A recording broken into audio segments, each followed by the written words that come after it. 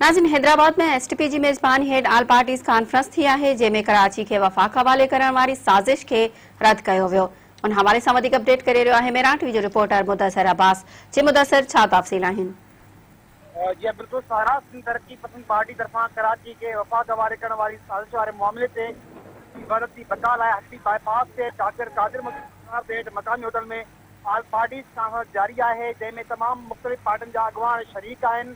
मां तव्हांखे ॿुधाईंदो वञा त कॉन्फ्रेंस में नून लीग जे सैद शाह मोहम्मद शाह, एसयूपी जे सैद जलाल मोहम्मद शाह, पीयूआई जे ताज मोहम्मद नायून, मौलाना आज़म जहांगीरी, अवामी तहरीक जे एडवोकेट सज्जाद चांडियो, क़ौमी अवामी तहरीक जे गुलज़ार जमानी, असर राहू जो, अवामी वर्कर पार्टी के जावेद राजपर, पख्तूनख्वा मिली पार्टी के सिकंदर खान, बशीर पख्तून, जमात इस्लामी के हाफिज़ ताहिर मजीद, अब्दुल वहीद कुरैशी ऐं ॿियनि अॻवाननि तमाम रिंग में शिरकत कई है। जॾहिं हिन कॉन्फ्रेंस में नारे वारा अदीब, शाइर, इंसानियत जी तंज़ीमुनि जा अॻवान बि तमाम रिंग में शरीक आहिनि।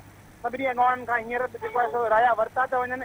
अॻवाननि जो चवणु आहे त असांजी माउ आहे, सिंधी विरासत कंहिं बि सूरत में असां बर्दाश्त न कंदासीं। सिंधी वरती बकाल आहे, सभु पाण में मुतहिद आहिनि। कराची कंहिं बि सूरत में वफ़ाक़ हवाले करणु न ॾिनो वेंदो।